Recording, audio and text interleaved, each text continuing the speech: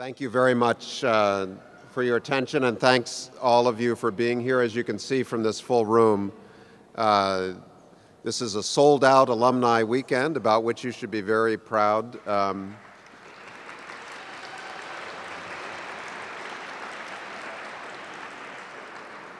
I'm Steve Call. I'm your new faithful dean, and at your service here just briefly as Master of Ceremonies. I wanted to thank you for your participation. Some of you might have been at this event last year when I made a very brief cameo appearance, but now I've been with the school for nine or 10 months, enjoying myself thoroughly. The school is in really terrific shape, and we're working very hard to continue to adapt and serve our students. We've got a fantastic class heading toward the finish line over the next few weeks, and I've really enjoyed doing a little teaching and getting to know them this year as well. But one of the most remarkable aspects of my learning over these 9 or 10 months has been getting to know the alumni. Irina, who we all should applaud for organizing this weekend.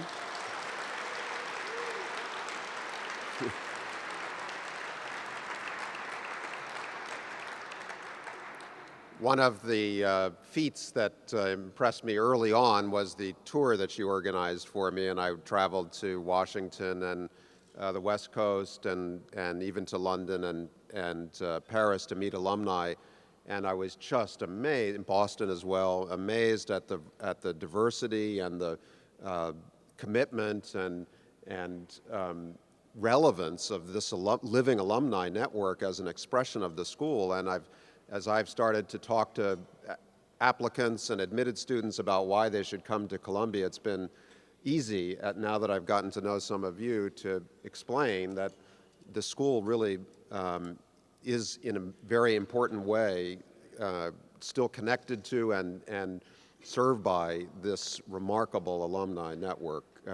Some still in the business, some having taken the critical thinking and reporting and writing skills into other fields, and all still very connected to the journalism school. And the second thing I've learned about the alumni is that at Columbia, among the graduate schools, there really is no other school, except perhaps, I think, for the business school, that has an alumni body that is as active and loyal and committed and comes back and serves the school the way you do.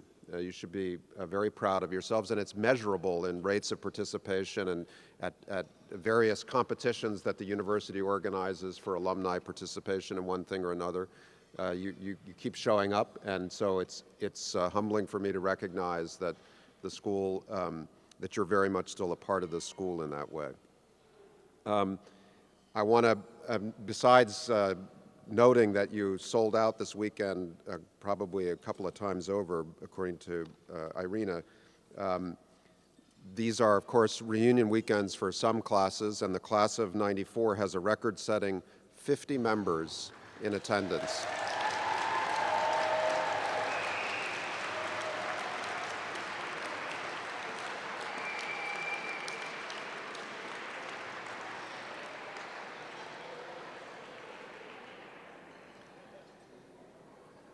So one of the highlights of this weekend is the presentation of our Alumni Awards, which are given for distinguished work and careers in any medium, and for, in other cases, an outstanding single accomplishment in journalism, or for notable contributions to journalism education or other kinds of achievements that we want to honor and highlight.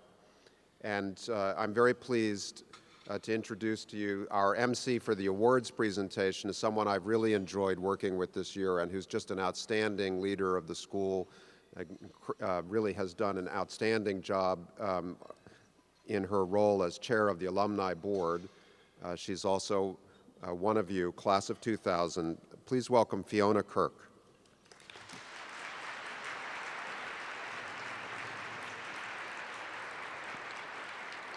Good afternoon. Thank you very much. I'm thrilled to see so many alumni gathered for what is the biggest annual event the journalism school sponsors. Now, according to past practice, each Alumni Award winner has selected a friend, colleague, or fellow graduate to introduce them.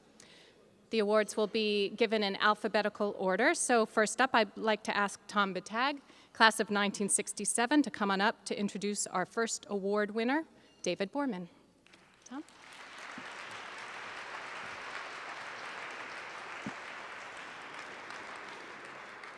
David is one of the people that I probably admire most in my business. We have been colleagues either as competitors or as working together to beat the brains out of the competition for 30 years.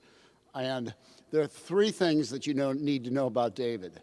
One is that he absolutely loves news, that with David, anything worth doing is worth overdoing. But his passion just is infectious, and in television, which is the ultimate teamwork sport, he just enlivens any group. The second thing is that David is tough.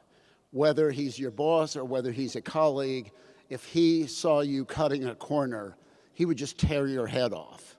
And as a result, the people working with David don't cut corners.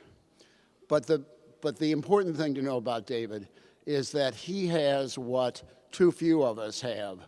He loves change. He is a change agent. He sees change as the chance to do things better. And David is the classic person who says, why the hell do we have to do it the way we always did it?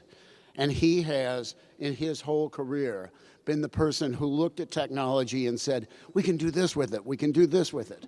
So in 1980, he was part of a group creating a brand new late night news program called Nightline.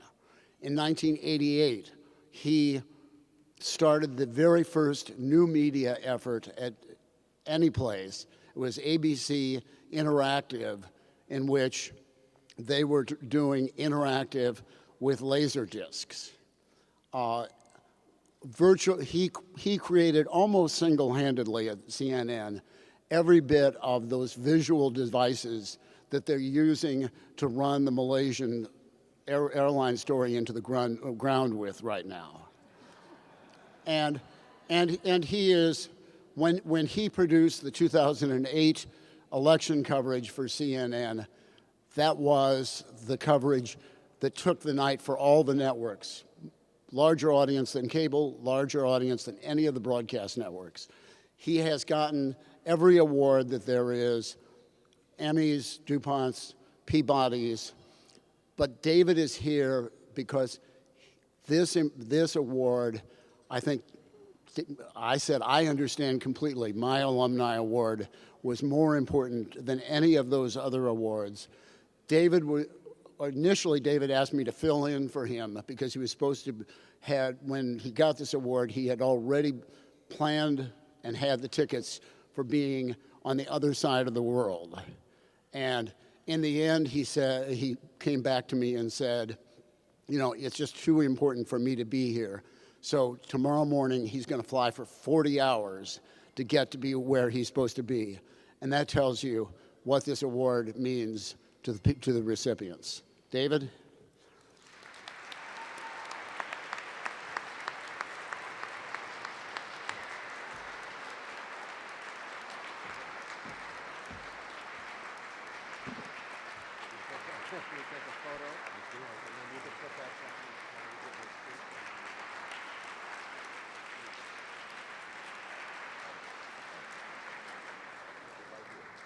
So he's not kidding. I tell you, when most of us never get the chance to plan vacations, right? We're always too busy. I'm in this wonderful little contractual window where I had time, and lurking down the road is this horrible birthday I really don't want to deal with. So about 8 months ago, we made these elaborate plans to really go to the other end of the earth. And when Fiona called me about the awards, I don't know if she freaked or I freaked, because I said, I can't come, no. I'm going to be somewhere else. But Tom's right. I couldn't not do this. First of all, those of us who've been to the school we'll pick up awards as we go through our careers, largely. Not everybody, but largely. But this award is given by the toughest crowd in the world, fellow graduates of the J School. I mean, let's face it, we're all, let's call it hugely self-confident. You might call it arrogant, but so to get an award from this group is more meaningful than anything else. It really is. You know, Tom actually sort of teed up the perfect intro to me, because what I always thought I was doing was tinkering. You know, now the word is called innovation, right? But I've always tried to tinker, and there's a couple of points. I went through a couple of the Q&As here today, and it seems like a lot of the older alum are trying to fight the present and are trying to figure out how to avoid the oncoming train. And the oncoming train, which is the future, it needs not to be fought. It needs to be jumped on and driven and controlled. The greatest first example of innovation is so simple, but it's so wonderful. Many of you remember the legendary CBS newsman, Bob Trout. He spent decades at CBS. He also spent about 20 years at ABC News. I got to work with him, became his friend. But if you listen to his coverage of the D-Day invasion in June of 1944, the innovation was, I'm going to take the microphone on the special long cord out into the newsroom to bring you closer to the first dispatches from the front. That was innovation. You know, innovation is not inventing radio or TV, and that was probably significant too. But it's the steps of not believing you need to do things the way that they've always been done is what's really been fun. Nightline was a blast. We had no idea what that program was going to be when it started up. And frankly, I stole Bob Trout's innovation and a couple of other reasons, but I won't bore you. There's one other sort of interesting example. In the 2006 election, Eric Schmidt, the head of Google, came by to see the setup, and by then we were already using these big walls and graphics, and he looked around and he said, if there's ever anything Google can do for you, you let me know. So it was a pretty good blank check, I'll tell you. So we move forward, and I'm in the middle of planning the 2007 and 8 presidential debate series for CNN. And I had these grand ideas and formats, and the guy I worked for said, I got to take a call. In 30 seconds, I'm going to come back, and I want to know your social media plan. Now, I had no social media plan. I mean, we had done the blogs in '04, and in that 30 seconds, I remembered the quote from Eric Schmidt that anything Google can do for you will do. And YouTube had just been bought by Google, and it all of a sudden hit me, one of those little moments, that let's have a debate where the American people ask the questions and not the journalists. Now, right now, it's a no-brainer. People who are recent graduates or here now, it's a no-brainer to think that you could have that for a presidential debate.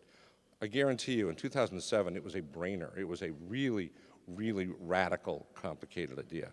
But the idea of pushing forward and figuring out how to take advantage of the new tools that are down the street to understand how you can drive them, to do this thing we call journalism, and make it better, tell better stories, produce in a better way, is what I've spent the last 35 years doing. So, you know, it's now called innovation, but it's really innovation for the greater good that we all came to this place to do. And again, I want to thank Tom for being willing to stand in for me. We are going to fly for 40 hours, first thing tomorrow morning. But again, I want to thank you all. And everyone always thanks their family. I'll tell you, my wife and I were married when we were here. We had been married when we were here. Been married for about 38 years. She took a job with the most annoying place on campus. There was some admin building over here, something called the Mag Machine. It was before computers were warm and fuzzy. They were loud and teeth-churning. But she put me through this school by working for this machine she hated. So I just wanted to thank her for paying for my college education. And then there's that part of putting up with this life for 35 years, too. So thank you very much, and I want to thank Tom and thank the school. Thanks.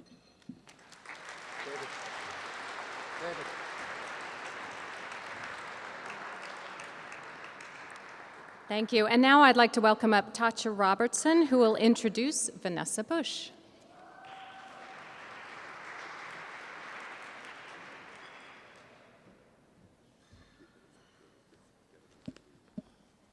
Hello. With great excitement this afternoon, I'm so pleased to be able to talk about one of the greatest editors in the magazine business. I'm not sure if you know about this, but Vanessa is famous in Time Inc. for picking good talent. So I'll share with you my experience with her and some of her secrets. I met Vanessa back in 2006. Essence had just been bought by Time Inc. about a year earlier, I believe. I was working for the Boston Globe as a New York bureau chief. But I wanted a change, and I had heard there were all these great things going on at Essence. I landed an interview with Vanessa, who was at the time the second in command. I'll never forget the first time seeing Vanessa. She walked into the restaurant, pencil skirt, high heels, sharp, beautiful. The interview lasted no more than 20 minutes, and it's not that we didn't have a lot to talk about. Is that Vanessa had already done all the background information. She had called my kindergarten. I mean, she knew everything about me. And that's Vanessa. She does her homework. We got right down to business. She asked me a million questions, and then she started selling the magazine. And after talking to Vanessa, I just knew I wanted to work for her, and I wanted to work for Essence Magazine. So I checked my emails, I checked my cell phone, and I just prayed. I bargained with God. I was like, I want to work there. And finally, God answered my prayers. But I guess maybe a few weeks before actually walking in the door, I got an email from Vanessa. And she sent me 10 story ideas. I mean, brilliant story ideas. In-depth stories about profiles, investigative stories that she wanted me to do as an editor there. And I'm telling you the truth, they were really the best stories I've ever worked on. And Vanessa, at the time, she moved on, and she moved on to another job in the digital world. But her star continued to rise because those stories that we worked on won a total of 18 awards within 2 years. She had already left, and we were still basking in Vanessa Bush's glory, and that's definitely the truth. Now, Vanessa, she's moved on, and she came back to Essence Magazine, and no one was shocked that Time Inc. picked her to take over Essence during this new frontier. Now, if you know anything about the business right now, you know we're going through a hard time. And so at Time Inc., I often see some of my former colleagues in the elevator, and sometimes we see each other in a cafeteria. And we're always asking, like, how are you doing? How's it going over there? You know, is everything okay? And at Essence, there's always someone, I mean, this is the truth, they always will say, at least we have Vanessa. You know, at least we have, you know, the best editor in the building, and they're right. So besides Vanessa being a great journalist, and she is a brilliant, brilliant journalist who graduated from Harvard and, of course, Columbia University, here are a few things you should know about Vanessa. She co-wrote a best-selling book with Tyra Banks, which I think is quite cool.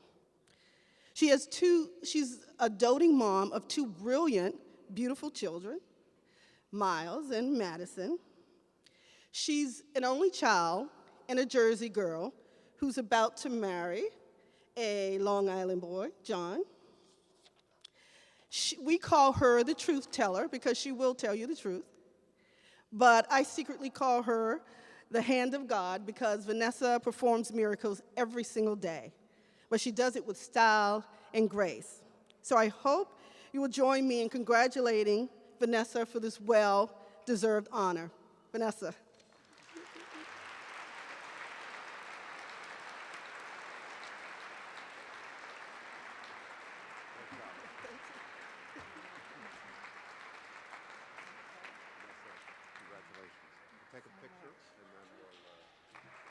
on to this while you give your...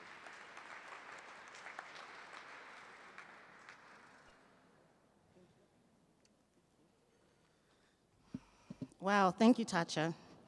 I've always admired you as a journalist, editor, and a friend, and I so appreciate you taking the time to be here with me today.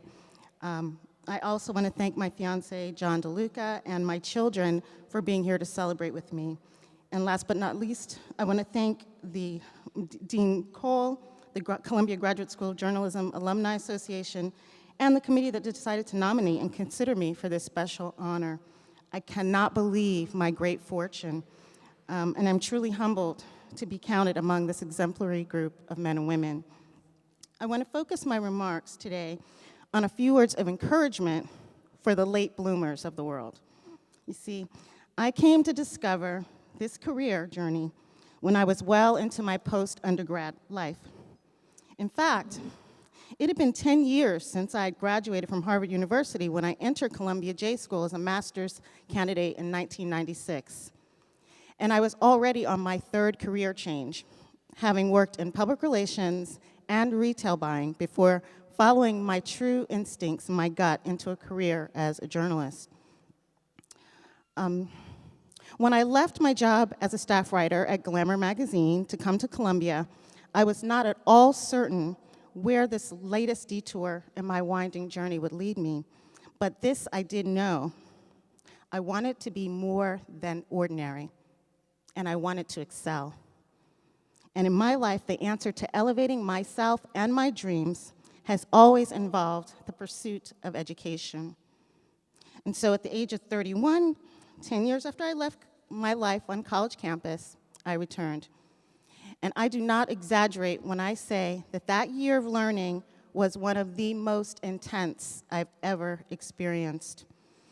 You know, I had to become comfortable with different disciplines outside of my comfort zone, broadcast news and radio reporting and new media, as they used to call digital.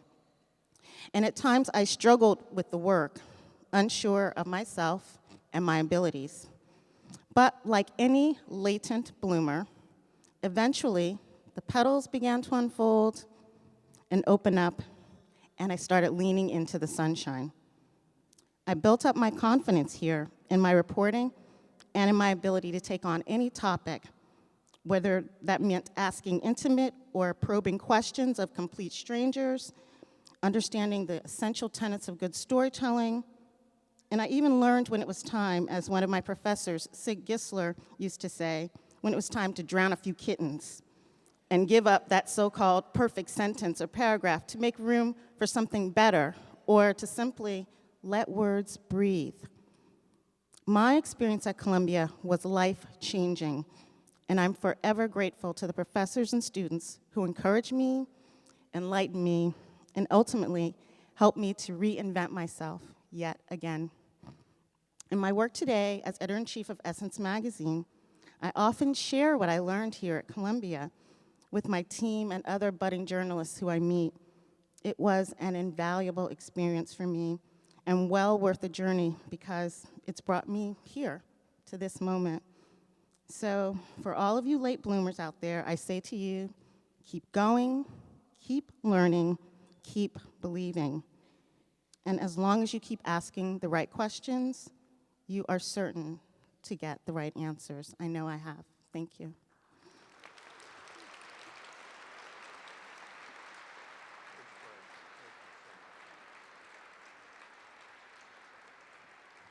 Thank you, Vanessa. And now I'd like to welcome up Andrew Cooper, class of 1994.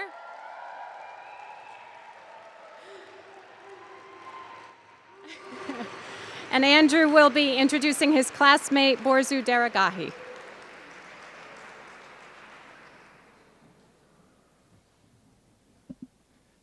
Thanks to our great class of 1994 for turning out. It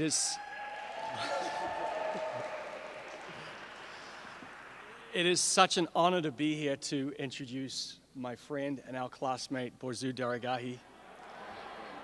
Is it on? Maybe you just need... Maybe if I stand here. Is that better? Okay. And I'm a university lecturer, so I should know that. It's an honor to be here to introduce Borzou Daragahi, my friend and our classmate. He is the Cairo-based Middle East and North Africa correspondent for the Financial Times. When Borzou called me a couple of months ago to ask me to do the honors today, I thought back to the winter of 2001, just after 9/11.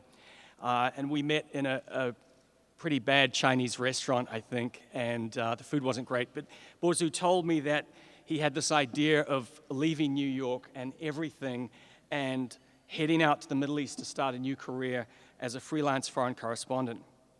And I'll never forget one day over that winter going to Brooklyn and turning the corner to the street where he lived and seeing everything he owned, I mean everything, laid out on the sidewalk to be sold or given away.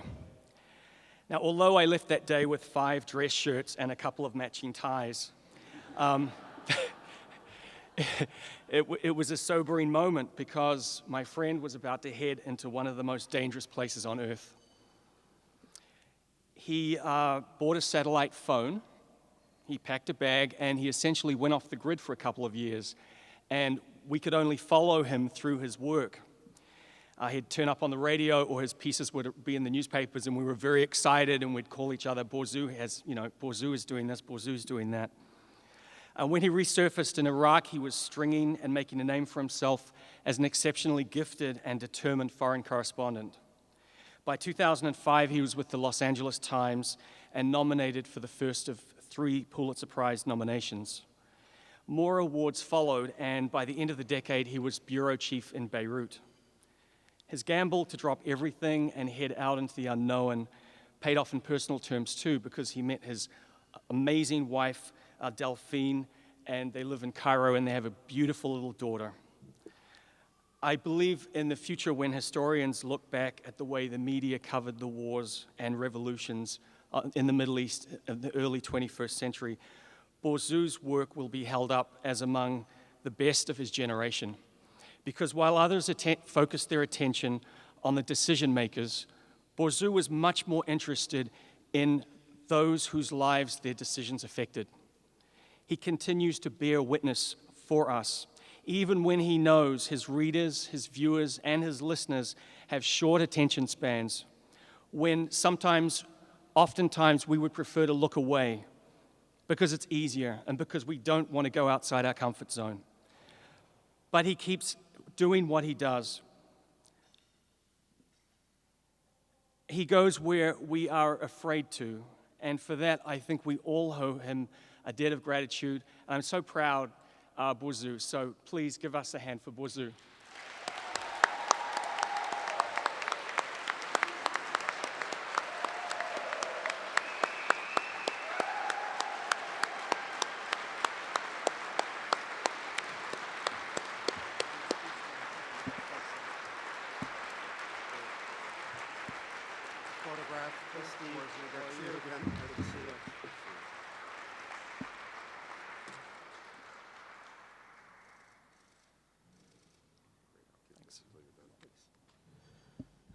Thank you. That was a great speech, Andrew. I'm not sure if I deserve that kind of praise. I really appreciate it.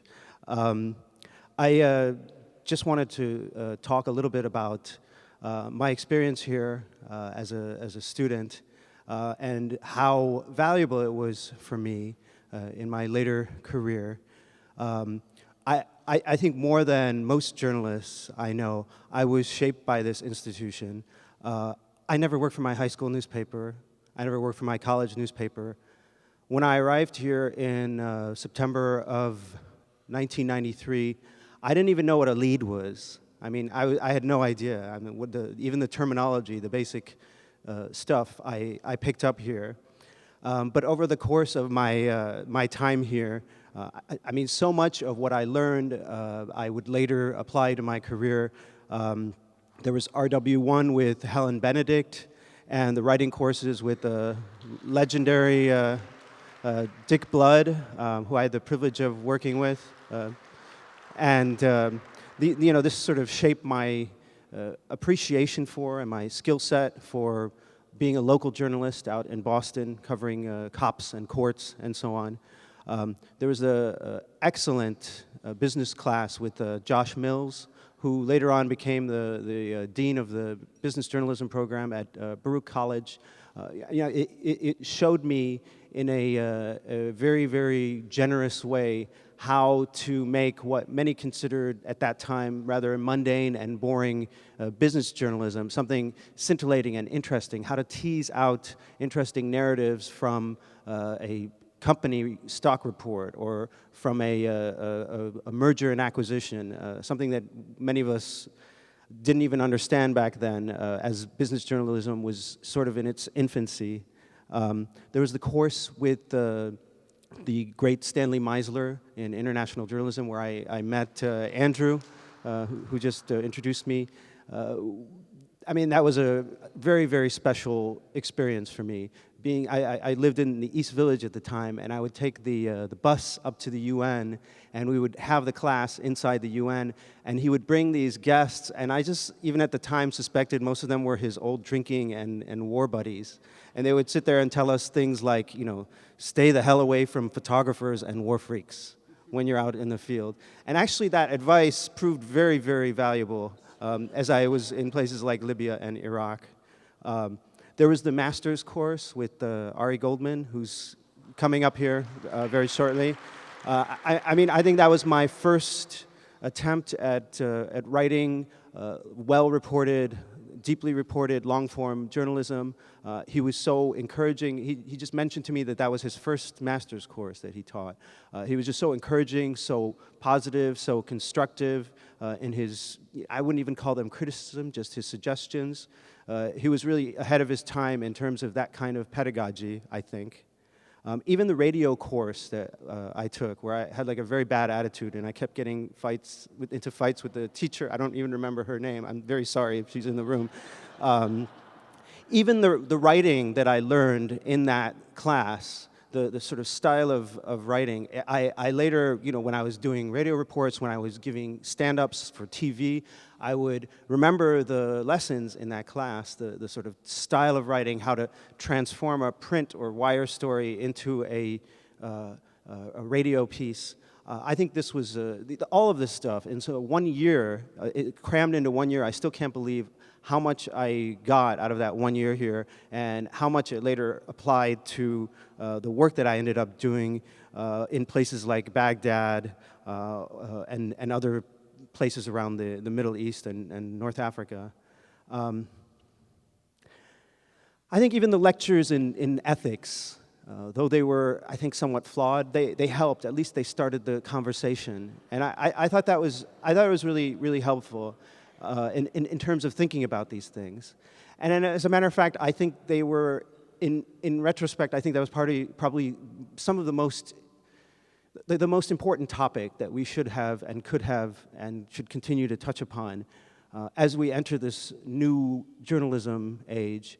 I think every few years, journalists sort of navel gaze and they think, what is the state of our industry? Things are going downhill.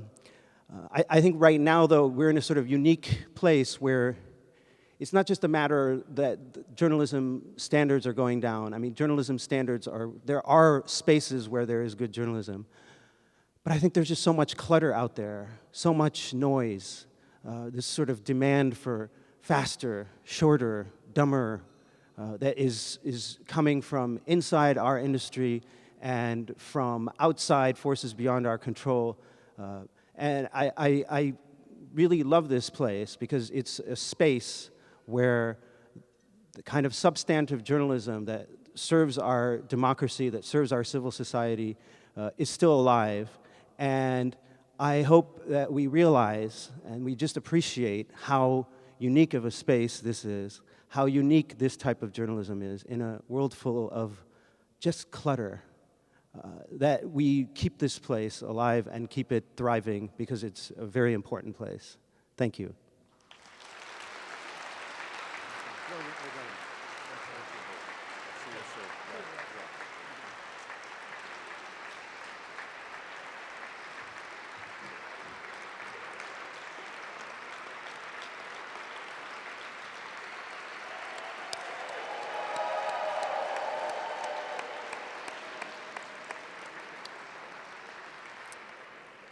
And finally, I'd like to welcome up Shira Dicker, class of 2011, who will introduce her husband, Professor Ari Goldman, class of 1973.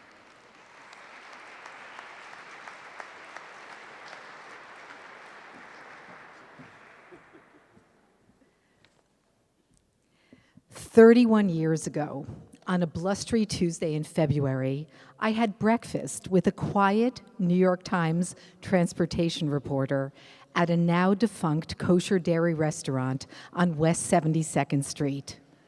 The subject was the Columbia University Graduate School of Journalism and whether I should attend it, instead of the school's MFA program in nonfiction writing, which I had just talked my way into. The reporter's byline stood out in its defiant Jewishness, Ari L. Goldman.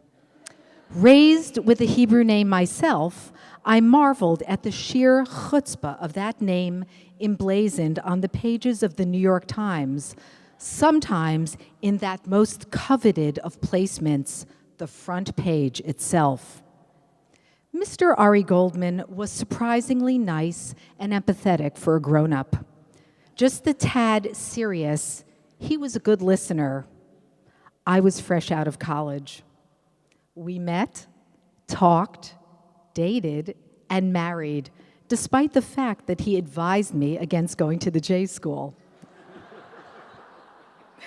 Over the past 30-plus years, I have witnessed Ari, the Times transportation reporter, morph many times into religion writer and author of a best-selling work about searching for God at another Ivy League institution, to devoted professor of journalism at Columbia, famous for taking his students on remarkable trips abroad and occasionally sticking it to new media.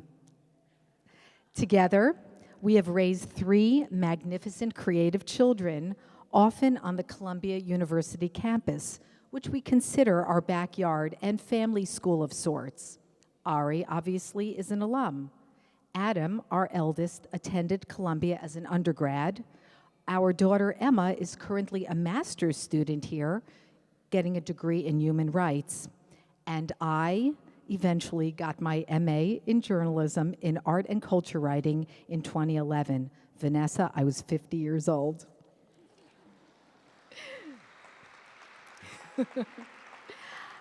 Ari is being honored today for many reasons. There is his distinguished career in journalism and acclaimed books, with a 4th to be published this June, The Late Starters Orchestra. There is the legacy of several hundred loyal students, all of them accomplished in their own right. There is the unprecedented program of travel underwritten by the Scripps Howard Foundation, which Ari brought to the school. I am exceedingly proud to introduce my husband of nearly 31 years, who attended graduate school the same year I graduated 7th grade. My co-conspirator, my BFF, homeboy, first reader, Scrabble opponent, and ally, Ari Lionel Goldman.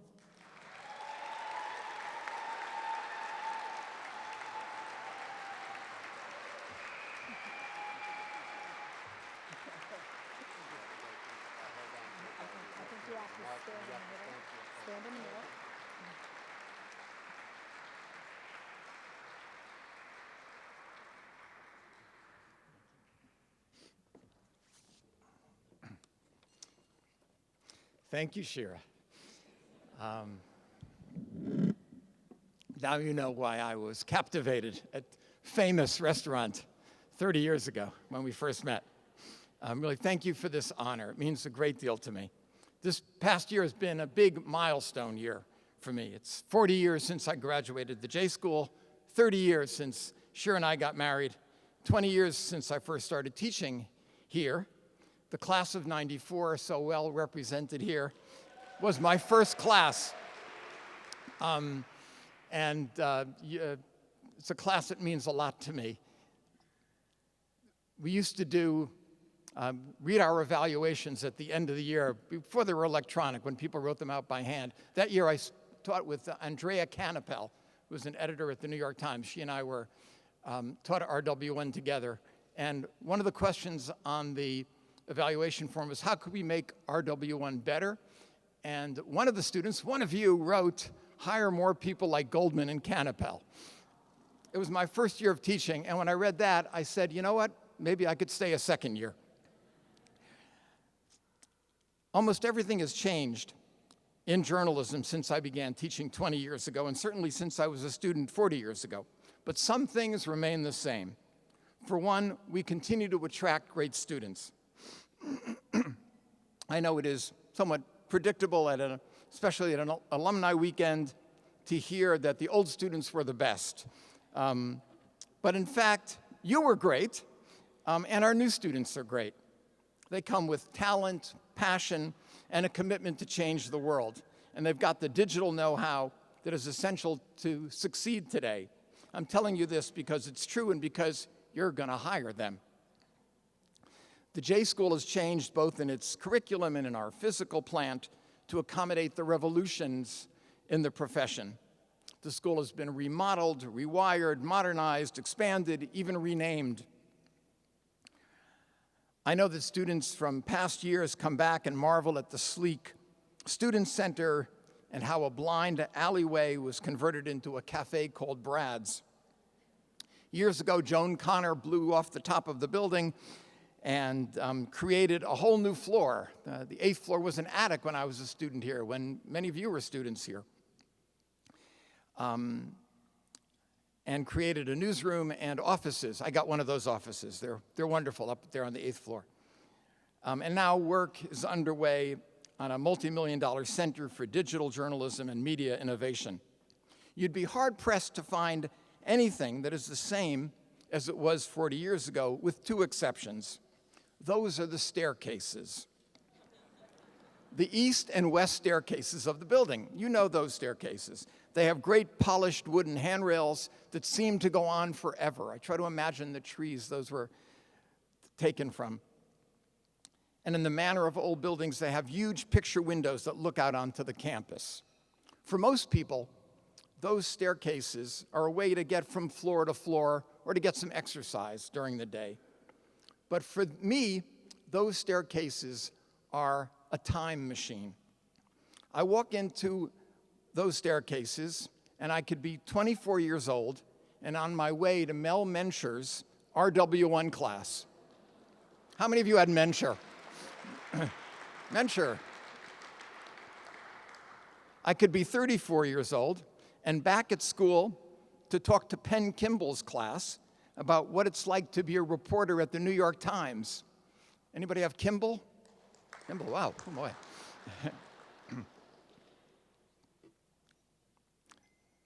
I could be 44 years old and on my way to teach my very own RW1 to the class of '94. I could be 54 years old and telling my covering religion class that we are going to India thanks to the Scripps Howard Foundation. Or I could be 64 years old and on my way to accept the Alumni Award at a swanky luncheon at Low Library.